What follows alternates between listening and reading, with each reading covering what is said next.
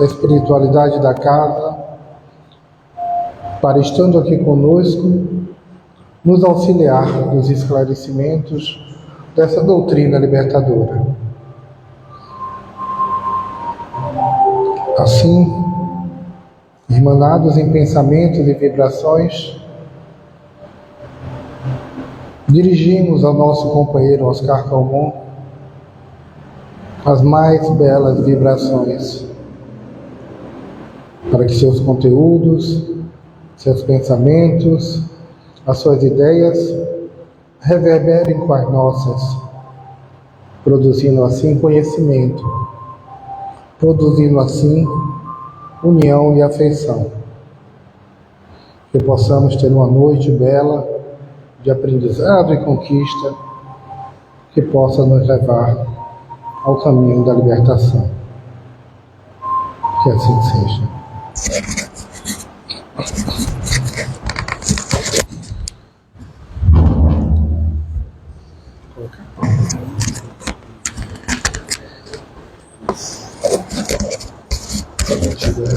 Aí? 8h20. Ok. Tá bom. Tá ok. Eu vou um pouco aqui para frente, para não ficar muito distante. Olá, boa noite a todos, boa noite a todas. Boa noite também a todos aqueles que nos acompanham pelo meio virtual. Jesus nos abençoe. É uma alegria estar aqui hoje no CETRASC, esta casa onde tenho queridos amigos, essa casa que trabalha no bem, trabalha na paz e realiza estudos importantes dentro dos princípios espíritas. Espiritismo é a doutrina do Cristo examinada, revisitada, né?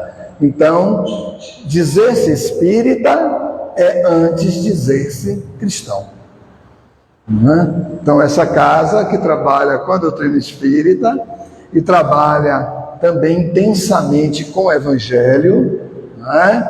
Traz em si a marca das orientações de Jesus.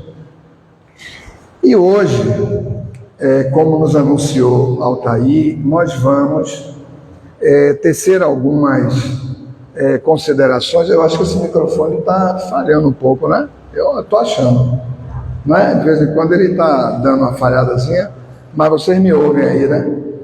Então, pronto, agora nós vamos chegar. Agora, tá bom aí? Então, hoje nós vamos examinar essa parte primeira do Livro dos Espíritos, das causas primárias, Deus, né?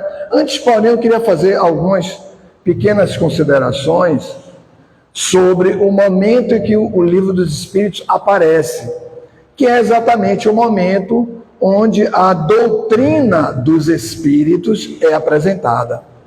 Então, nós estamos falando aí do ano de 1857. 1857 é século XIX, né? Todos nós, eu acho que nascemos no século XX. Eu estou com essa impressão de que a gente nasceu em 1900 e alguma coisa, né? Então, eu acho que a maioria aqui. Então, nós somos nascidos no século XX, um pouquinho antes, no século XIX, né, que foi um momento muito especial do desenvolvimento do conhecimento humano, porque ali por volta do século XVI, XVII, XVIII, né, o pensamento humano se desenvolveu muito, a filosofia se desenvolveu, a ciência se expandiu, né? As religiões começaram a entrar em certo declínio, porque as religiões apresentavam, e de um modo geral ainda apresentam, uma verdade captada por processos não científicos, né? Então a ideia de Deus, que é o nosso tema de hoje, era algo um pouco apresentado de forma dogmática. A própria mensagem de Jesus já havia sofrido um processo muito grave de adulteração, de deturpação, não por maldade dos religiosos, mas por equívoco, por incapacidade mesmo de realizar uma apreensão ou um entendimento do que Jesus passou, porque desde lá atrás o homem ele se vinculou religiosamente a muitos dogmas, né? Então, o que é o dogma? O dogma é uma espécie de leitura, concepção ou leitura de algo. No caso, um dogma religioso é uma leitura humana sobre o divino. É o humano lendo o divino. Então, é algo que não vai dar muito certo, porque a nossa capacidade de entendimento e de percepção é muito pequena. Né? É muito pequena. Nós somos mais animalizados do que espiritualizados. Então, como é que nós vamos fazer essa leitura? Essa leitura só poderia ser feita através de Jesus. Tanto que o próprio Jesus diz isso. Em várias passagens, ele deixa muito claro a sua natureza espiritual, a sua grandeza espiritual. Né? Em um dado momento ele diz assim: eu sou a luz do mundo. Quem não andar comigo, andará em trevas. Em outro momento ele diz: eu sou o caminho. Caminho, o que é o caminho? Caminho é um traço de ligação entre dois lugares, é um caminho. Né? Eu preciso ir ali no hospital. Você tem que descer aqui, percorrer todas. Cheguei no hospital.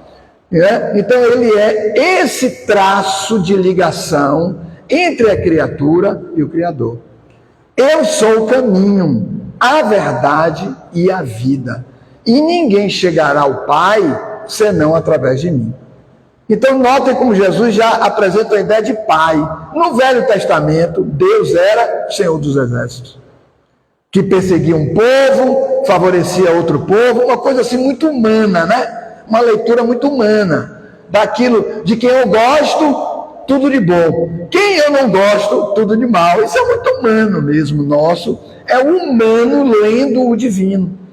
Então é nesse sentido que lá por volta do século XVII, XVIII, XIX, o pensamento se desenvolvendo, a ciência se desenvolvendo, tudo aquilo que os religiosos diziam é a vontade de Deus. Os cientistas pesquisavam, desenvolviam um instrumental adequado, né? Aparelhos adequados, media, identificava as forças vivas da natureza e dizia: não, isso é um fenômeno da natureza. Isso não é Deus que está punindo, isso não é Deus que... Isso é fenômeno da natureza, que se desenvolve assim, assim, assim, assim.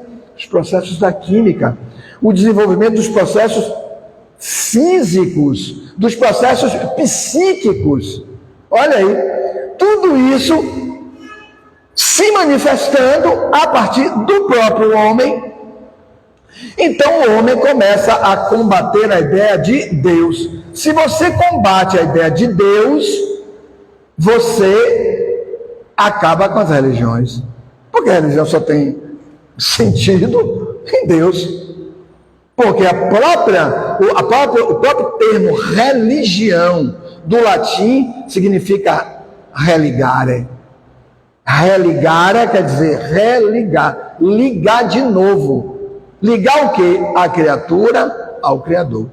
Se aqueles que tinham a tarefa ou se dedicavam à atividade de ligar a criatura ao Criador estavam misturando, mesclando interesses próprios, interesses dos seus dogmas, das suas concepções, muitas vezes interesses materiais, interesses financeiros, né? Erguendo templos, né? De algum modo imprimindo um padrão de medo às pessoas, quem é inferno? Quem é céu? Aqueles que não... O inferno para aqueles que não praticarem os mandamentos. Mas quem dizia que eram os mandamentos? Ou então, o céu, aquele que não tiver cometer erros. Mas como? Como alguém não comete erros? Ninguém é para o céu, não tem como não cometer erros. Então é nesse ambiente de desenvolvimento filosófico, de uma grande expansão do pensamento científico e do declínio das religiões, que aparece o Espiritismo. Ou seja, os espíritos vêm numa atividade muito bem organizada do mundo espiritual, do plano espiritual, tendo Jesus sempre como coordenador central desses processos, porque Jesus é o Espírito que governa o planeta, é o Espírito responsável por todos os processos de desenvolvimento espiritual do planeta. Então, todas as mensagens que foram outorgadas, concedidas à humanidade, dentro de todos esses milênios, Jesus sempre esteve nos processos da coordenação. Em dado momento, no momento mais especial do trazimento dessa mensagem e da mensagem do amor, assim, aí ele mesmo veio. Aí ele mesmo veio, porque ele não veio falar ou apresentar à humanidade um amor comum. O amor comum as pessoas já sabiam, as pessoas conheciam. Pai ama filho, filho ama pai, né? É uma coisa natural, amigos se entreestimarem profundamente, isso é normal. Não, ele veio trazer e viver a mensagem do amor incondicional. O amor incondicional a humanidade não conhecia. O que é o amor incondicional? O amor incondicional é a expressão, a manifestação dessa potencialidade, né? Essa potência que é o amor, que flui do próprio indivíduo e que se espraia em torno dele.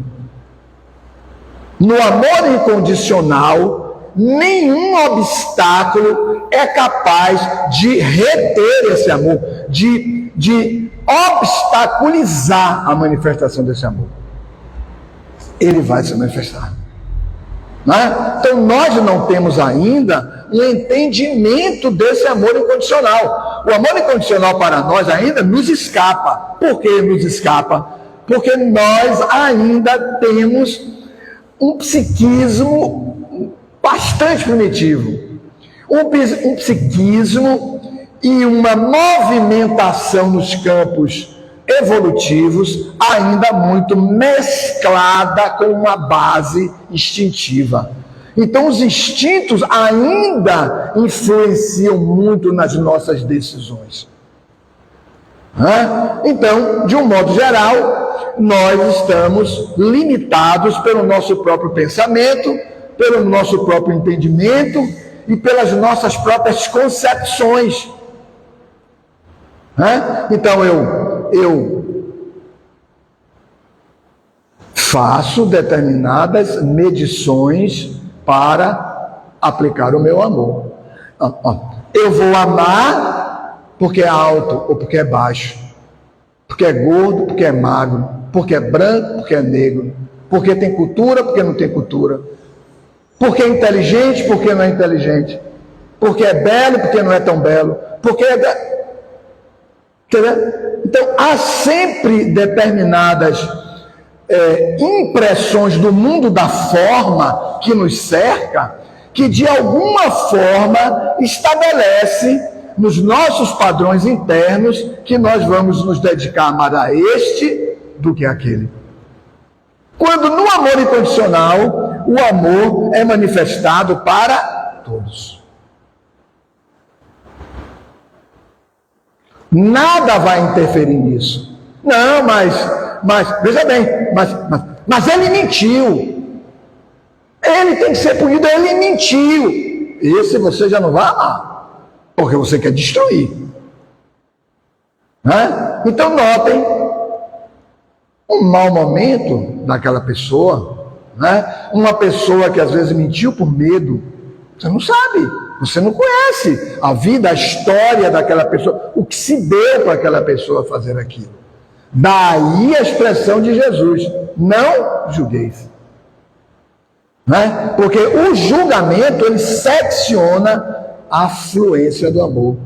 Porque aquele você retirou do padrão mental, emocional, sentimental que você construiu em você. O limite está em você.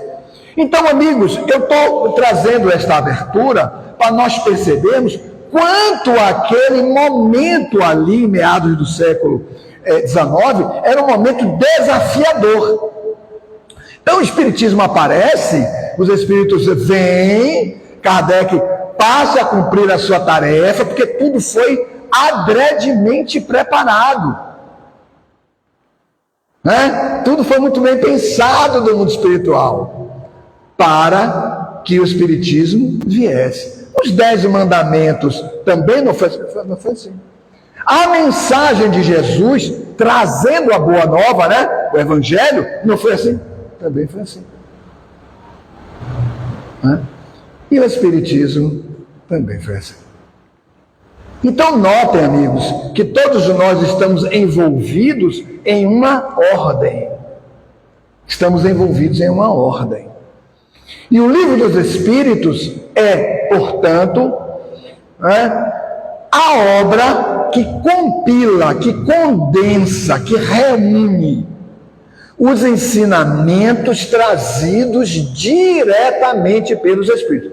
Kardec pergunta: que perguntas são essas? As perguntas que nós temos como seres humanos. As perguntas que temos: de onde viemos, para onde vamos, qual é a nossa natureza, quem é Deus, que nós vamos examinar daqui a pouco. Eu estou falando um monte de coisa aqui, mas nós vamos chegar em Deus ainda, muito embora já estejamos nele, né? Se vocês notarem, nós estamos falando de Deus aqui o tempo inteiro. Né? Quando falamos em organização, quando falamos em ordem, né? Quando falamos em um orbe, né? Um planeta que é dirigido por um espírito, né? Por um Cristo, não é qualquer espírito, é um Cristo. Que é um Cristo? Um espírito que na escala evolutiva, ele está no topo, no ápice. Ele mesmo tem a oportunidade de dizer isto: eu e o Pai somos um. Eu estou no Pai, o Pai está em mim. Olha como ele fala dessa unidade com Deus. Nós podemos dizer isso? Não é? Nós temos essa condição de dizer isso? Não. Porque Deus está em tudo, mas nós estamos em Deus. Não é? O que é estar em Deus? É isso que nós vamos ver daqui a pouco. Né? Então, amigos, é com essa expressão que a obra é belíssima. O Livro dos Espíritos é uma obra belíssima. A primeira versão tinha 501 perguntas. Depois Kardec apresenta a segunda versão da obra já com 1019 perguntas. Quer dizer, praticamente dobrou a obra. Né? Mais perguntas, mais respostas dos espíritos, mais respostas de qualquer espírito? Não. Respostas de espíritos superiores, que na escala evolutiva são espíritos quase Cristos, quase espíritos puros. Eles estão ali na linha de fronteira, né, para alcançarem esse degrau evolutivo que o Cristo Jesus, são muitos Cristos, né? Mas que o Cristo Jesus alcançou. Né? Então, é nesse sentido que a obra, ela condensa, ele divide a obra em 4 partes. Kardec, sob a orientação dos Espíritos, Parte primeira da obra, das causas primárias, não é? Onde ele vai falar de Deus, onde ele vai falar sobre elementos gerais do universo, espírito e matéria, perispírito, fluido vital, não é? Aquela estrutura bem básica para que nós pudéssemos compreender a base mesmo do processo de constituição do universo. A parte segunda da obra, mundo espírita ou mundo espiritual, né? Lembra que Jesus até se refere a isso? Quando ele está próximo de ir embora, deixar a vida física, ele vê aquele sofrimento dos discípulos, né? Então ele diz assim: eis que não os deixarei órfãos, rogarei ao Pai que envie outro Consolador. Ele diz outro, porque ele também já era o Consolador. Que envie outro Consolador, que explicará tudo o que eu digo, mas vocês não suportam, ou em outras traduções, vocês não compreendem. E também trará coisas novas. É o Espírito de verdade que vocês não conhecem, mas que permanecerá convosco até o fim dos tempos. Né? Então notem como ele já está anunciando. Ele tinha a exata noção que a humanidade daquela época, e hoje ainda, não compreenderíamos o que ele falou. Por quê? Porque se trata de apresentação da verdade. Da verdade. Mas a pergunta é, nós suportamos a verdade? Olha aí. Nós suportamos a verdade? Não suportamos a verdade. Né? Não temos essa condição ainda. A verdade para nós representaria, é como se nós estivéssemos aqui e alguém acendesse aquela placa de refletores do estádio de futebol, né? Que ilumina o campo todo, assim nos nossos olhos, nós fecharíamos os olhos. E mesmo fechando os olhos, sofreremos o impacto da luminosidade. A verdade é um pouco isso. Não é? Muitas vezes você vê coisas simples do dia a dia, dos nossos interesses ainda corporais, mundanos. Nem me conte. Não, mas é bom lhe contar. Não. Eu não quero. Uma verdade sobre fatos. Não é? Imagine a verdade total. Não é? Imagine a totalidade.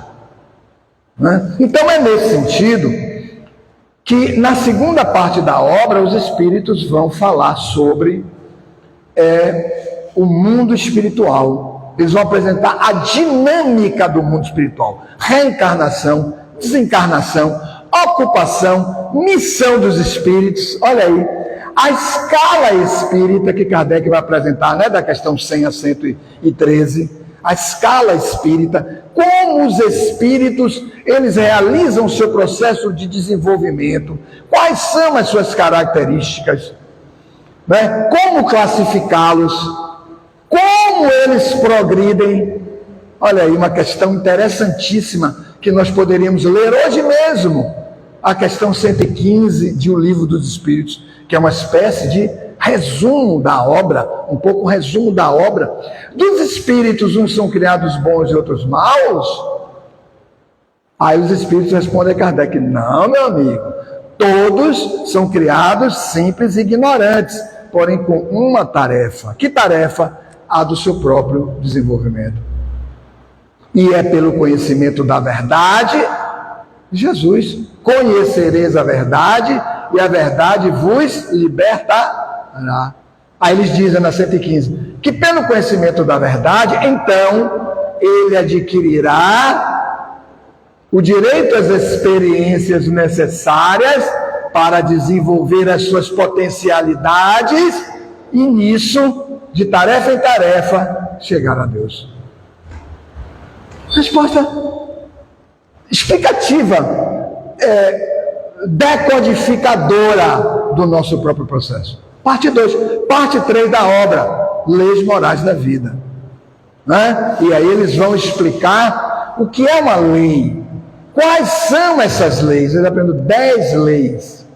Né? E vão dizer, eu queria centrar mais especificamente na questão 621, que está na parte terceira, onde Kardec pergunta assim: onde estão escritas essas leis? Aí os espíritos respondem: as leis morais estão escritas na consciência. Se nós não tivéssemos nenhuma obra sacra, a consciência diria: amigo, isso está errado. Porque é uma movimentação íntima. É o reino de Deus em nós se manifestando. Olha aí, os espíritos traduzem isto. Quarta parte da obra: esperanças e consolações. Aí eles vão apresentar os gozos e as dificuldades terrenas, os gozos e os sofrimentos espirituais.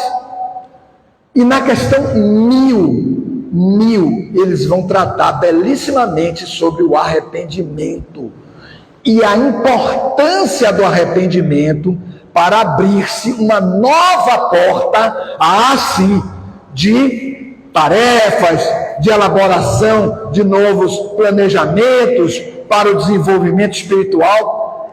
É uma obra belíssima que vai demonstrar para todos nós o quê? Um perfeito encadeamento do espírito, desde a sua base mínima do átomo, no seu desenvolvimento, até o arcanjo, até o ponto mais sublime da criação. É uma obra sensacional para atender todos esses aspectos filosóficos indagativos, que é a filosofia, uma atividade onde o homem perquire, indaga. Por que isso? Por que isso? Por que isso? Daí, na primeira parte, causas primárias, a questão número 1 não poderia ser outra que não, que é Deus. Essa é a primeira questão que está no Livro dos Espíritos, que faz agora 167 anos, agora dia 18. Hoje é 15, dia 18 de abril. Ele foi publicado em Paris no dia 18 de abril do ano de 1857. Kardec apresenta à humanidade essa obra, que é esse compilado das elucidações trazidas pelos Espíritos. A doutrina dos Espíritos forma o livro dos Espíritos.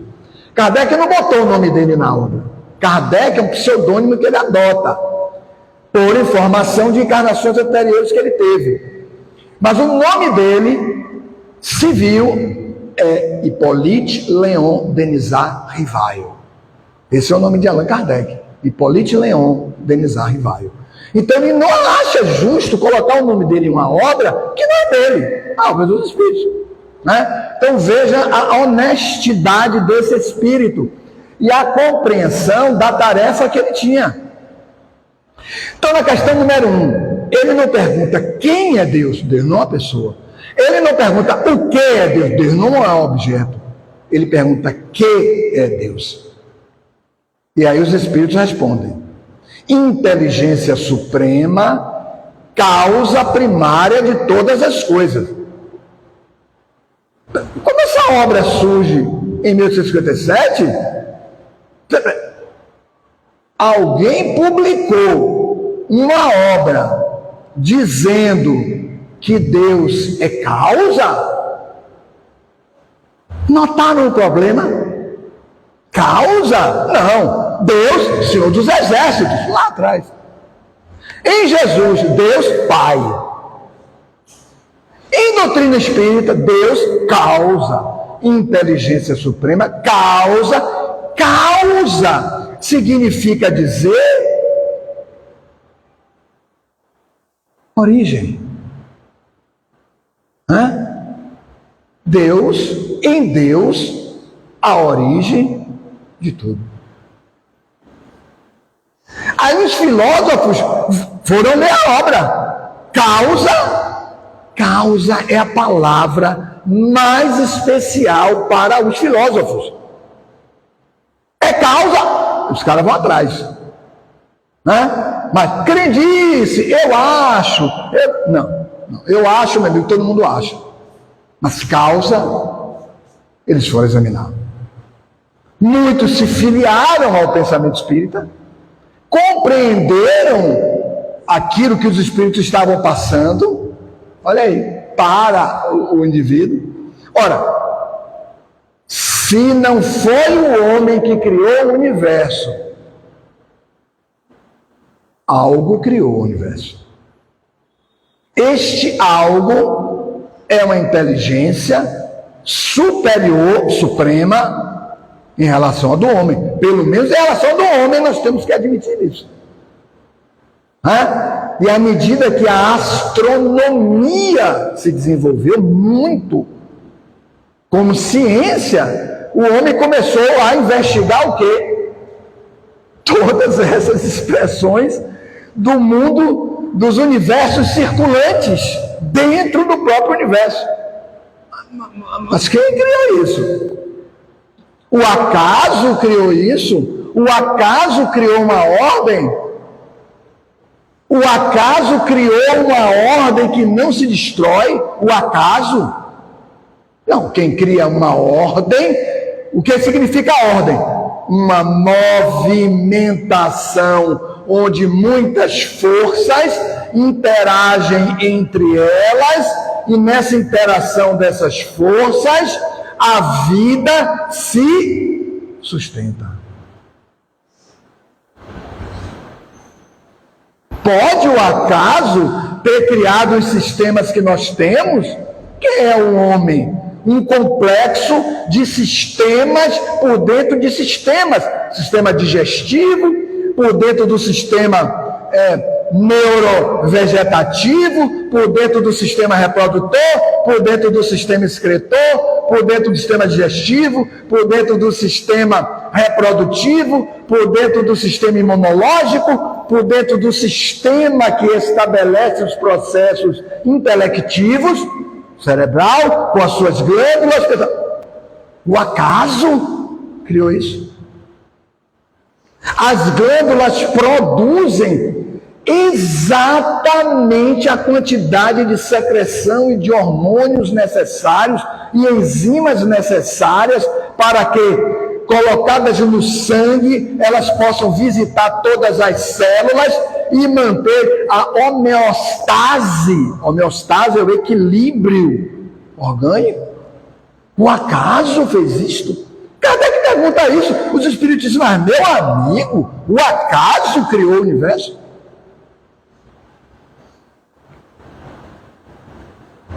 Entenderam isso?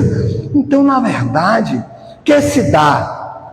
Se o homem não criou, algo criou. Este algo, dê o nome que você quiser. Deus. Pode dar outro nome, mas contanto, os espíritos dizem isso, contanto que você compreenda que é uma inteligência que criou e sustenta o universo. Olha aí. Olha aí. Mas Kardec prossegue, insistindo, tentando entender Deus na sua expressão mais profunda. E aí, os espíritos vão dizer a ele, meu amigo, até do ponto de vista da vossa própria ciência, existe um princípio da sua ciência que diz o seguinte: a todo efeito existe uma causa. Se existe um efeito inteligente, há uma causa inteligente. Então notem como os espíritos usam a própria ciência humana, até onde a ciência alcançou, para dizer, se a criação existe, se o universo existe, ele é o efeito de uma causa. Você não conhece a causa, mas o fato de não conhecer a causa não significa dizer que ela não exista. Quantas doenças nós sofremos e a medicina não sabe o que é? Olha, amigo, vai para casa, foi uma virosezinha, aí vai ficar bom. Sim, mas se for o quê? Os exames, vai para casa, toma isso aqui.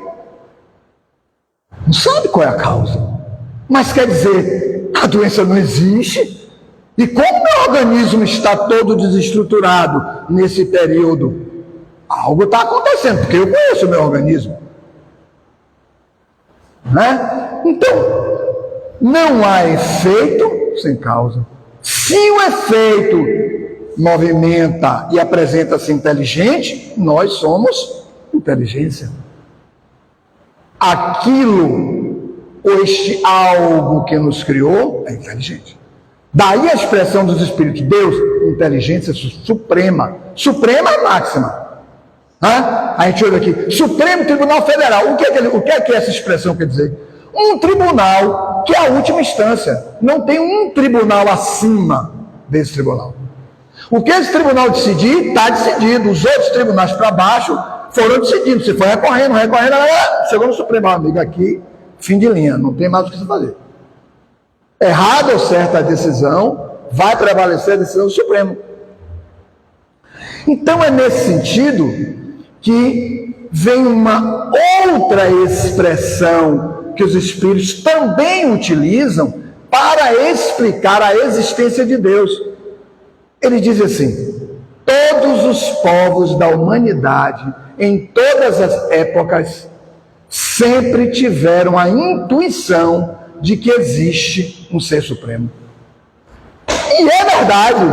Em todos os povos, quando nós consultamos a história daquele povo, haviam deuses. Veja bem, podia até não haver um Deus único, mas haviam deuses que expressavam uma superioridade ou um domínio sobre a matéria ou um domínio sobre os acontecimentos, e que o homem sabia disso. Isso é da própria tradição do homem. É da própria tradição do homem. Jesus conta uma historinha muito interessante. Ele diz assim, tentando explicar o reino de Deus, portanto, Deus.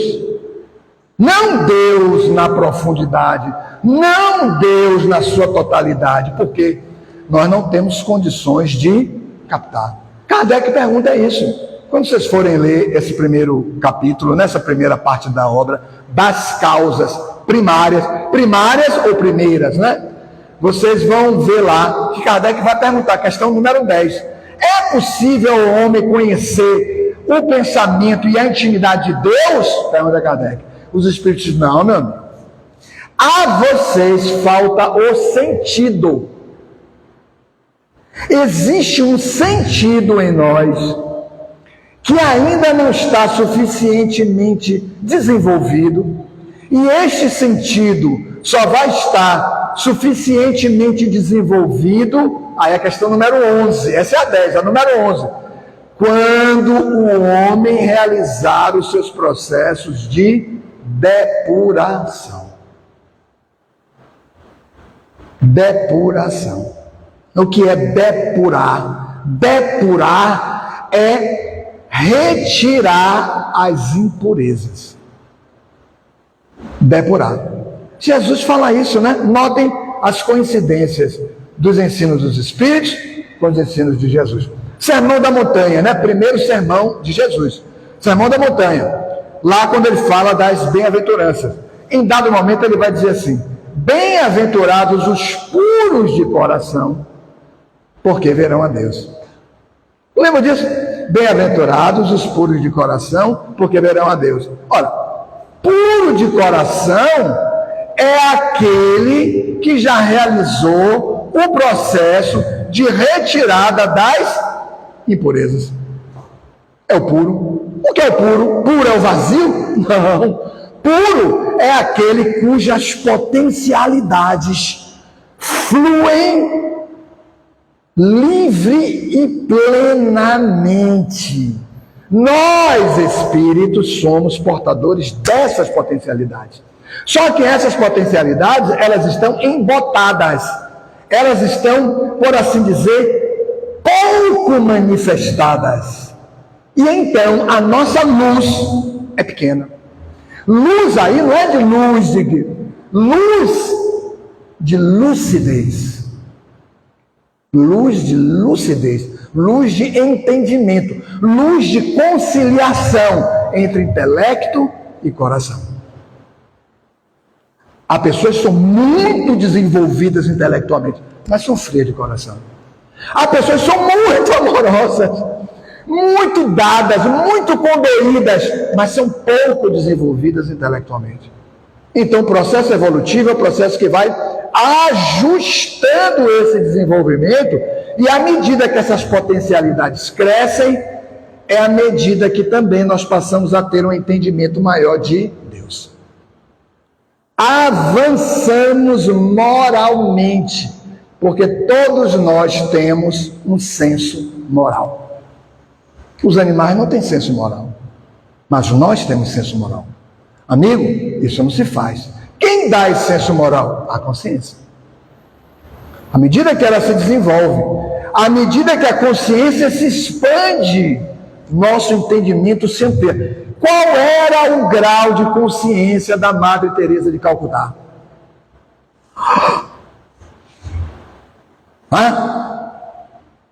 Madre Teresa de Calcutá desenvolvia a entrega da sua vida a Deus. Cada dia, cada minuto, cada segundo, cada fração de segundo, Deus, Deus, Deus, Deus, Deus. Ela e outros. Então não havia como as mesclas das nossas bases instintivas, das nossas movimentações egoísticas, como nós entendemos que nós somos a medida de todas as coisas, então eu direi ao Altair, você está errado. Mas como eu posso dizer ao Altair que ele está... Eu não posso dizer isto. Quando Deus, por amor, nos concedeu o livre-arbítrio, então, tomaremos as decisões que temos que tomar. Cada um toma as suas decisões. Cada um chegará mais rapidamente no seu processo de desenvolvimento, e a Deus, outros ficarão mais retardatários, mais atrasados nesse processo. Mas isso será sempre uma escolha. Olha bem, isso vai ser sempre uma escolha. Daí, na parte terceira da obra, lei de liberdade. Entendeu? Parte terceira da obra, do livro dos Espíritos, lei de liberdade. As leis morais da vida. Né? Lei de adoração, lei de trabalho, lei de sociedade, lei de conservação, lei de destruição, lei de sociedade, lei de liberdade, lei de igualdade, lei de amor, justiça e caridade. Eles examinam tudo detalhadamente. Cada lei dessa, os espíritos tomaram esse cuidado, o refino do exame, para atender a nosso campo de razão. Amigo, se a sua razão não for atendida, o seu investimento na vida não ocorrerá. Nos momentos de decisão, você vai optar pela base instintiva, porque é a segurança que você tem. Mas por que a irmã Dulce se deu em vida? Porque Albert Schweitzer foi para a África, fundou um hospital na África. Ele podia viver dos gozos da Europa. Ele é um homem importante na Europa. Não, o povo europeu é devedor do povo africano. Estamos moralmente errados. Temos que ir para lá. É todo mundo que faz isso, meu amigo. Não é todo mundo que faz isso, não. Acho que eu estou sem som, né? Não é todo mundo que faz isso, não. Agora vamos tocar de novo. E aí nós vamos evoluindo assim. Né? Então notem esses processos todos nossos. Né? Agora, né? Notem esses processos todos nossos. Então, Jesus conta essa historinha. Ele diz assim, explicando o que é o reino. Porque Deus nos escapa. Deus nos escapa. Só para a gente ter uma noção. Homens que praticam atos graves, que exploram outras pessoas, que sugam a vida de outras pessoas, se enriquecem com o trabalho dessas pessoas, gozam plenamente de todas as riquezas, de todas as benesses materiais, morrem em pleno gozo dessas benesses. Mas onde está cadê Deus? Entenderam essa questão? Mas onde está Deus? Isso nos escapa. Hoje não vamos ter condições de analisar a lei de justiça. Não é o nosso estudo de hoje. Mas se fôssemos estudar a lei de justiça, mas eu nunca pensei na justiça dessa forma. Que Jesus fala sobre isso. E os Espíritos explicam mais ainda e traduzem isto que nós vivenciamos na pele. E depois nós chegaremos à conclusão. Tá bom isso aí agora? Agora acho que a gente chegou. E nós vivenciamos isso na pele, porém não compreendemos. Se não compreendemos, nos revoltamos. Um pai de família, vou contar a historinha porque senão vai acabar meu tempo. Um pai de família tinha 2 filhos. Olha a historinha que Jesus conta, né? Uma parábola. Parábola do filho pródigo, ela é conhecida assim. Um pai de família, ele está tentando explicar o que é o reino dos céus. O reino dos céus é semelhante. Por que ele diz semelhante? Porque não é igual. Nós não temos condições de abarcar o reino.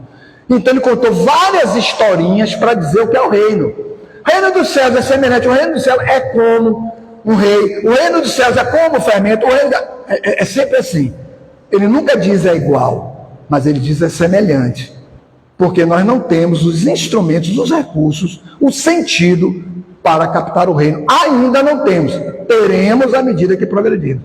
Então ele diz, o reino dos céus é semelhante a um pai de família, que tinha 2 filhos. O mais novo, olha o problema já começa aí, o mais novo diz, pai, dá minha parte na herança. O pai reúne as coisas e dá a ele.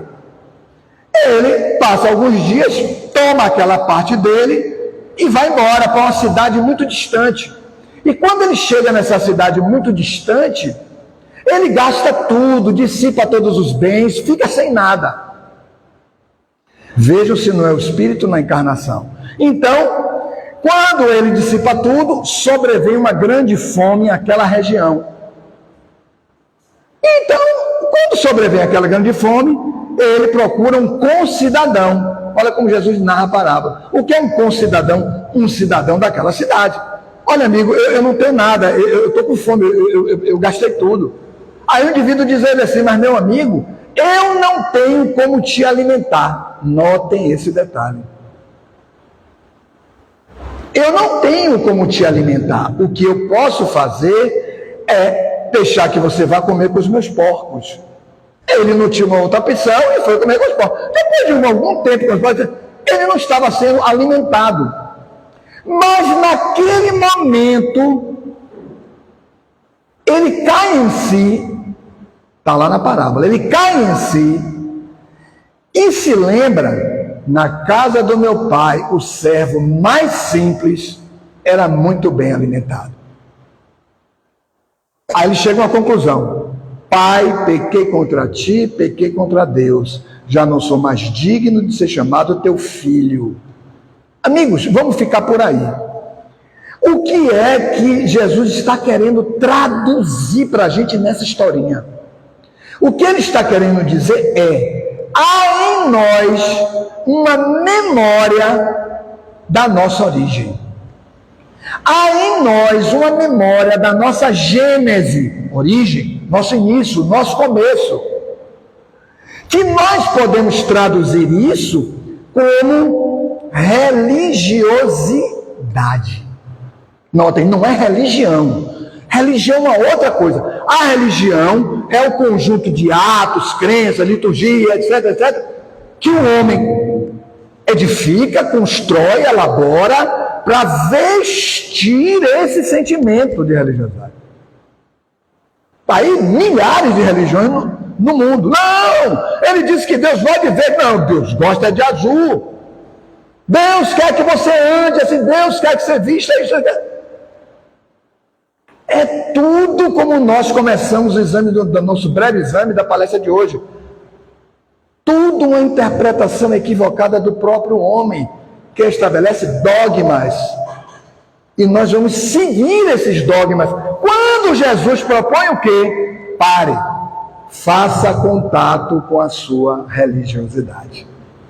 As religiões ajudam, as religiões apontam, as religiões são um aceno, as religiões estabelecem a proposta de parar e meditar e pensar, as religiões são uma ponte, mas as religiões não devem ser vividas em si mesmas, elas são uma indicação, que temos que viver o nosso sentimento de religiosidade.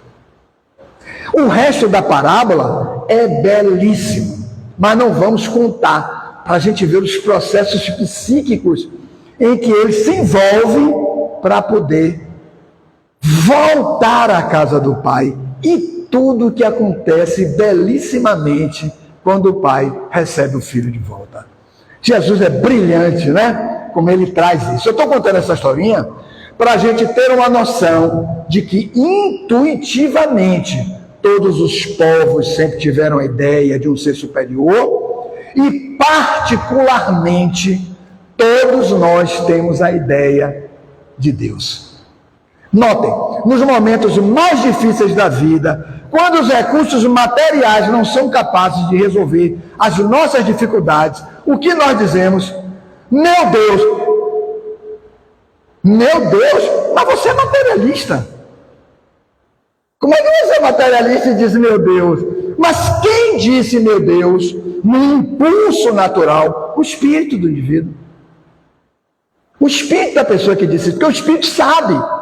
Nós, muitas vezes, em processos materialistas, a nossa educação tem o paradigma materialista, né? A partir desse século XIX, foi mais agravado no século XX, né? Então, esse processo de espiritualização é um processo acirrado, duro e grave para o homem, e a educação real, ela só vai se estabelecer e produzir frutos de humanidade. Vejam, não sou nem de religiosidade, de humanidade mesmo, que estamos perdendo a humanidade, quando o indivíduo manifestar clara e expressamente no seu mundo íntimo a ideia de Deus. Deus Pai, como Jesus apregou, Deus Senhor de todo o universo. Então eu queria deixar essas breves reflexões sobre a ideia de Deus. Naturalmente esse tema é inesgotável, e fiquemos mais uma vez com essa proposta de Jesus. Pai que estás nos céus, céus de todos, de tudo, de todo o universo, mas céus também do mundo íntimo. Não é assim? Não é assim? Pai que estás nos céus. Não é assim que ele fala? Seja o teu nome o ponto fundamental da nossa vida. Não é? Então, note como Jesus vai descrevendo na oração a relação entre a criatura e o Criador. Não é? Seja feita a tua vontade. Tá vendo? Seja feita a tua vontade, a vontade de Deus. Assim na terra, no nível da encarnação. Sou eu que estou orando. Sou eu que estou orando. Seja feita para mim, eu, na persona, no ego, no centro que decide, que escolhe, que elege, que empreende. Seja feita a tua vontade, assim na terra, como ela está nos céus. Nos céus de fora, mas nos céus do mundo íntimo. Nós temos Deus na base do nosso psiquismo, na nossa origem. E aí ele continua descrevendo todo esse processo entre a criatura e o Criador. Tendo sempre o amor como ponto fundamental, a potência essencial, que é herança divina, Deus pôs em nós um amor, e esse amor que flui, envolve as pessoas, mas não as aprisiona. Envolver para libertar. Muita paz.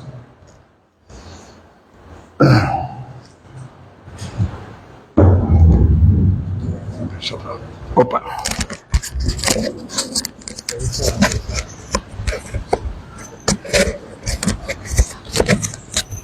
Bom, muito grato ao Oscar Calmon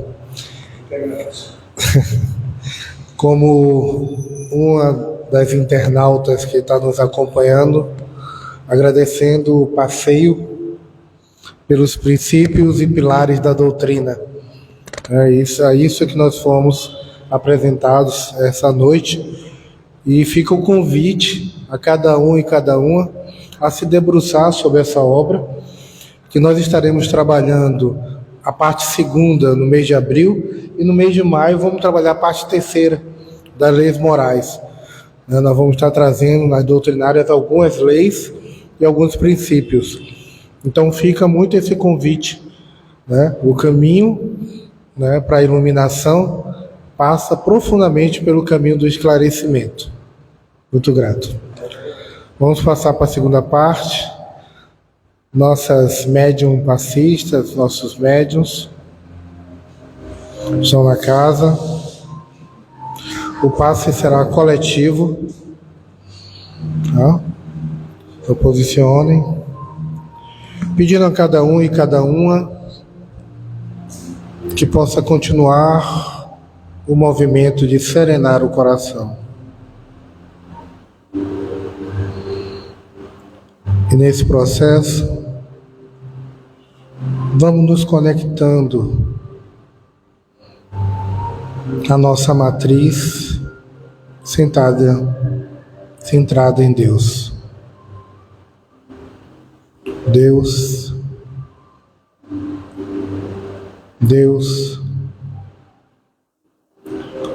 Deus que nos acolhe, que reconhece cada parte nossa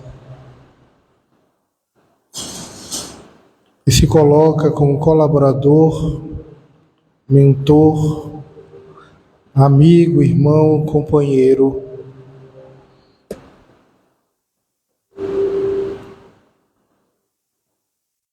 dos caminhos mais íntimos do nosso ser. Que possamos nos conectar com essa centelha divina, nós, como parte da criação, elo da criação, como caminho desta criação. Que possamos nos sentir irmanados no processo de luz e de crescimento. Que possamos essa noite dar continuidade a esse processo de crescimento e de evolução. Que possamos retornar aos nossos lares, levando esse aprendizado para além das palavras, mas o sentimento gerado e gestado por elas, que nesse momento habita em nós. Que possamos reencontrar nossos familiares e possamos abraçá-los, compreendendo a família que nós somos. Que Deus abençoe cada um de vocês e que possam retornar aos lares em paz, em segurança e com muito amor no coração. Que assim seja.